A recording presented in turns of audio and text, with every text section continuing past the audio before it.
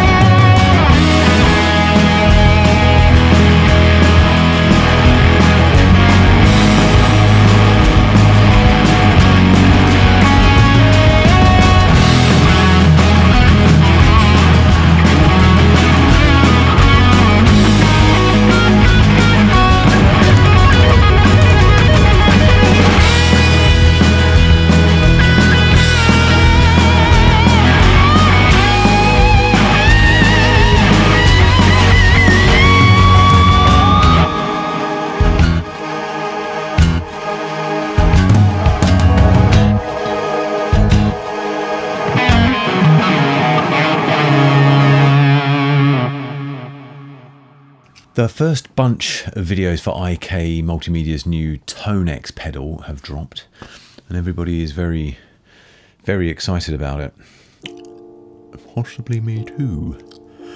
The ToneX plugin has been out for a few months now, and I haven't really seen any criticism of the way it sounds.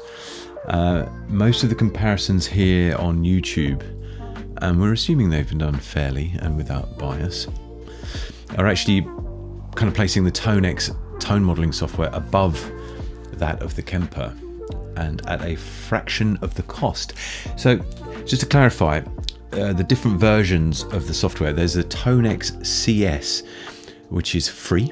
It gives you 20 of IK's premium tone profiles and 20 user models. You cannot make your own with that one. There's SE, which gives you 200 premium models and unlimited user models, and you can make your own. Then there's the standard version, which is called just ToneX, straight up ToneX, 400 premium models, and then the big boy ToneX Max, which is 1,000 premium models, unlimited user models, and you get that for free with Amplitude 5 when you buy the pedal. It's for 400 euros / pounds / dollars. It's amazing. Kemper Profiler or Stage is 1,500 quid. Quad Cortex a bit more. You might also want to buy some nice profiles. So the ToneX, it seems, sounds just as good, if not better, costs way less, and you get all the profiles and Amplitude 5. So what's the catch? Well, I'm going to explain. Well, there isn't one. I've been using a Kemper for 6 years. I think it's game over, mate. So, you may know I had a poor repair experience with Kemper last year, but I'm going to try and sort of leave that to one side. Like, bias and emotion play like a big part in how we experience things, including how we hear our gear. Hence the GUI in the plugins. So I want to be upfront about that.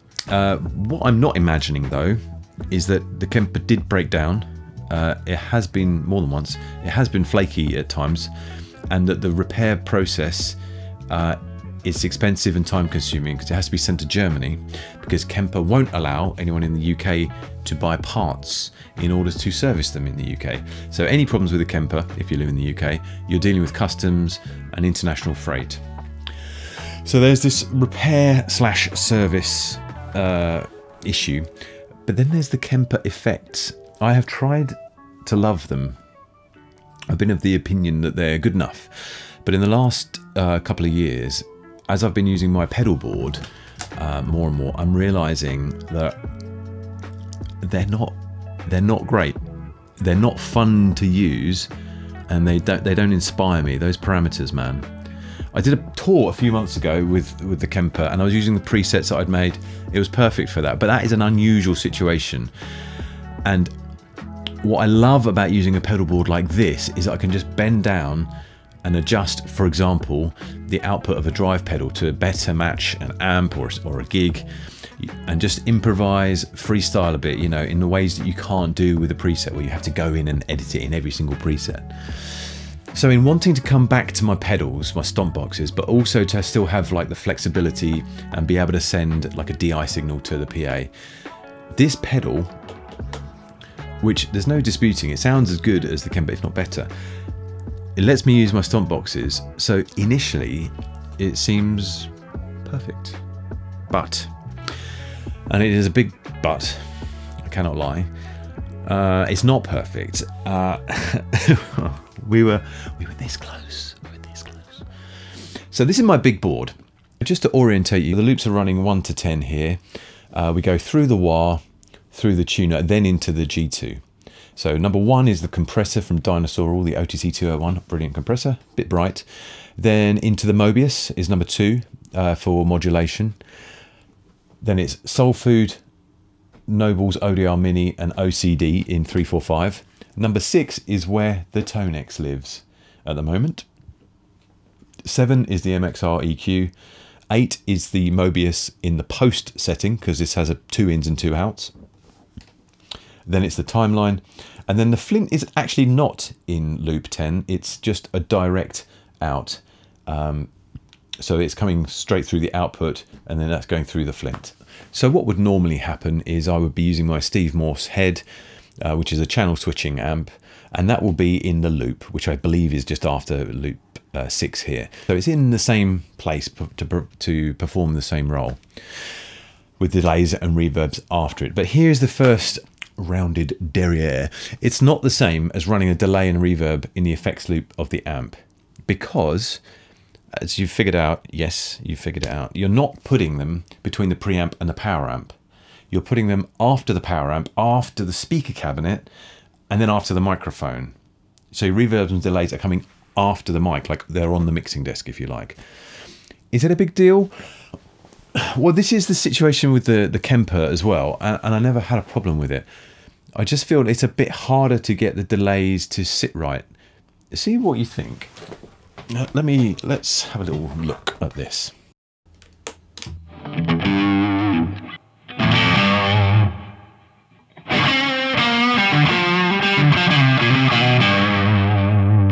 So we'll pop the timeline in here.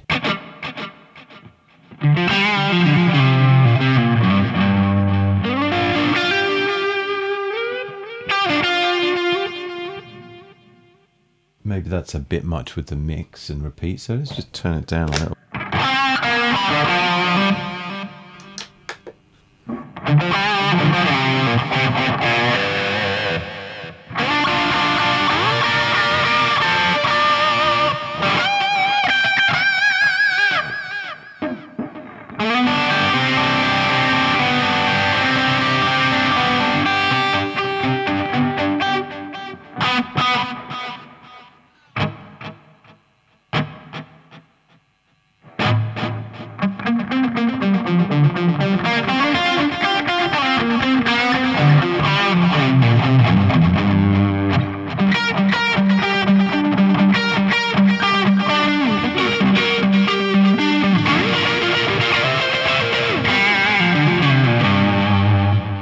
Actually not bad, is it? It's not bad. It's not bad. We've got just a touch of reverb coming from the Flint. So now we've got loads.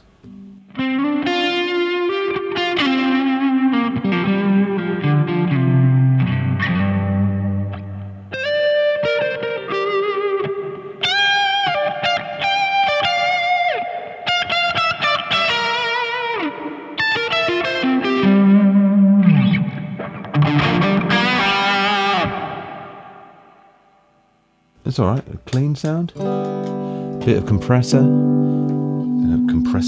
compression.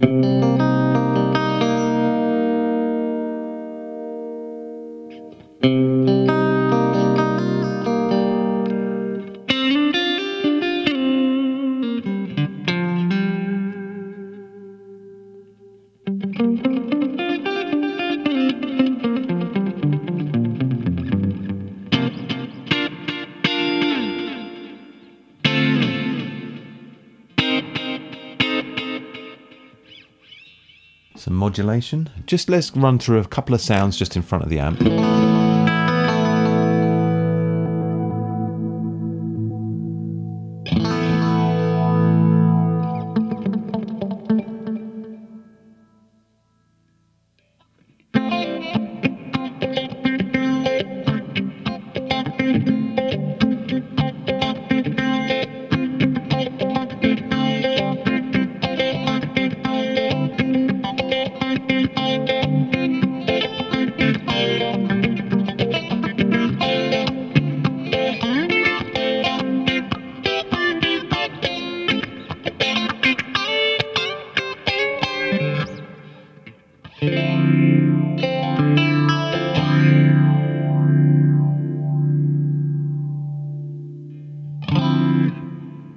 Overdrives into a clean sound.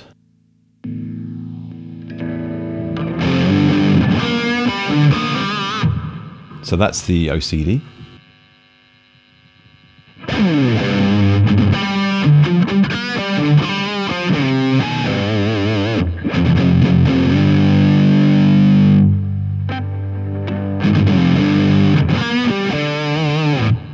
Soul food into that.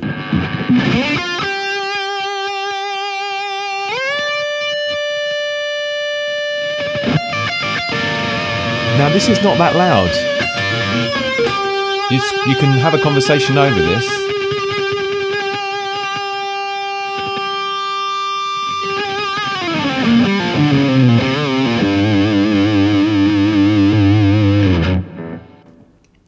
So this is just a clean. This is a clean amp. I don't even know what that is. I'll put it on the screen. Mesa clean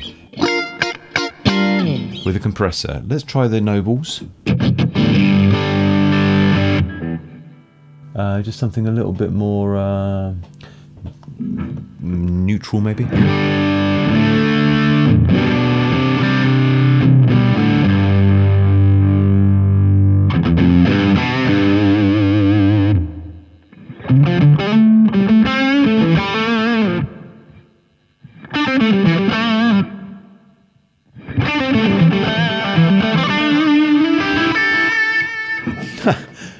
Sounds good.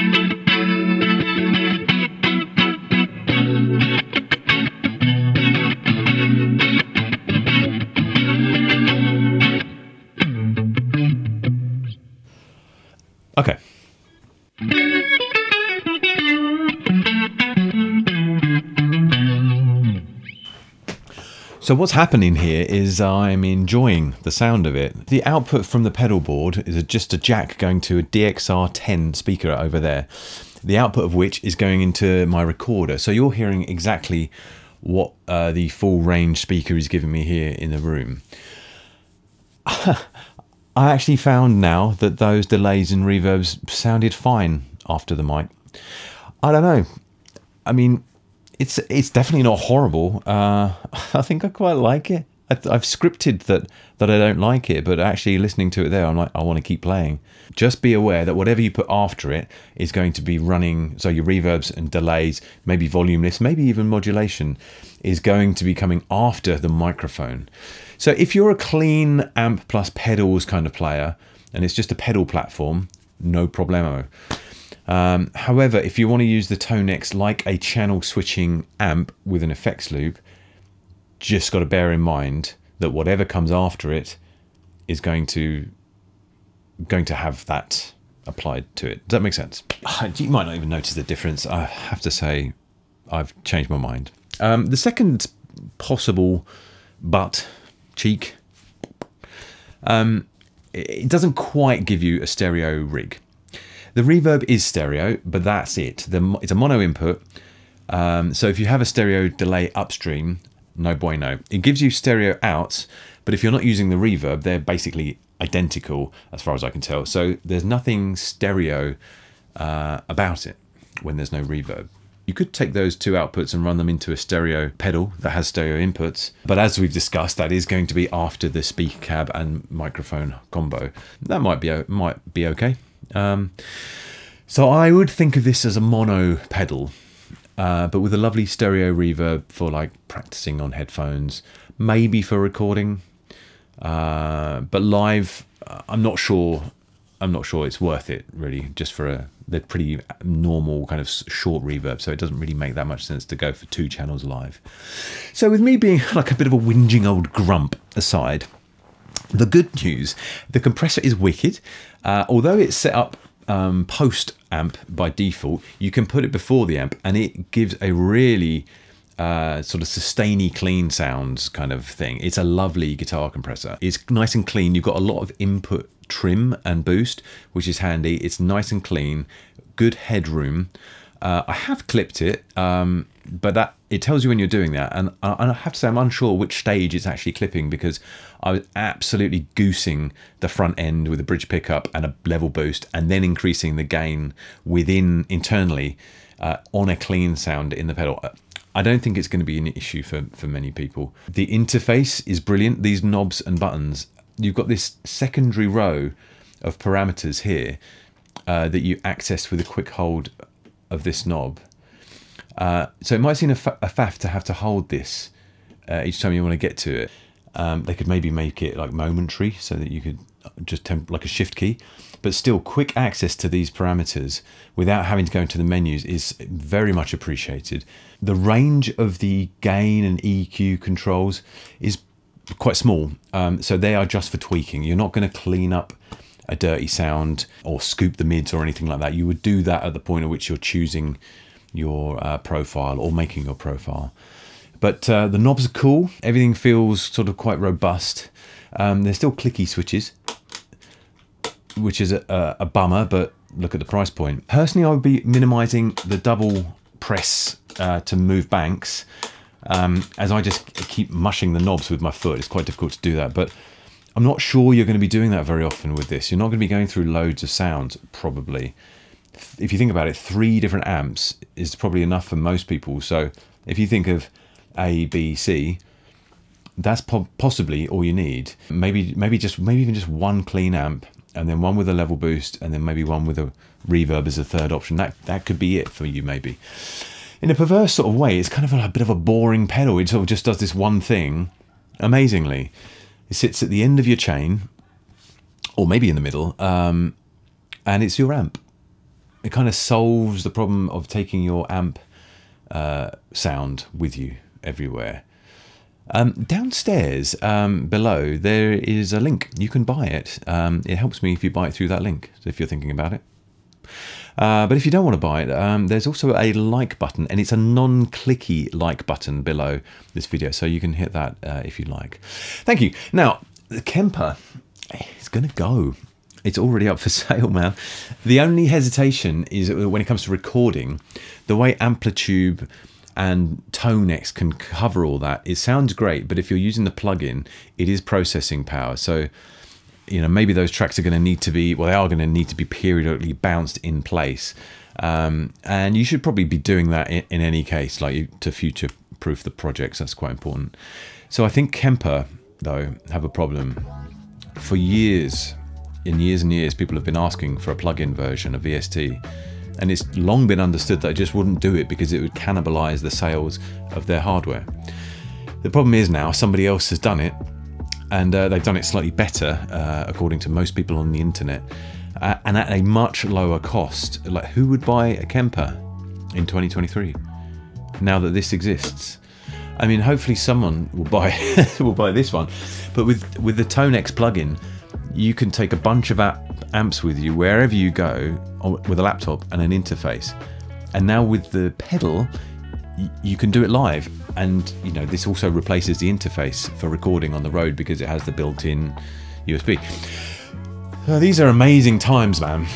And we are going through a huge shift in guitar tech. I totally forgot to mention that this can profile stomp boxes. So think about this for a second. You can get a tone model of a Klon, a rare old fuzz, and I don't know, your favorite metal zone, A, B, C. So even if you're using an amp, this goes in front of the amp on your pedal board, and it's a home, can be a home for a whole bunch of drive pedals or combinations of drive pedals. So when you add in then a bit of compression, which is switchable, the reverb, which is switchable, all switchable via MIDI, it's almost a whole rig, isn't it? Not really boring after all. Huh. Thank you for watching. Bye-bye.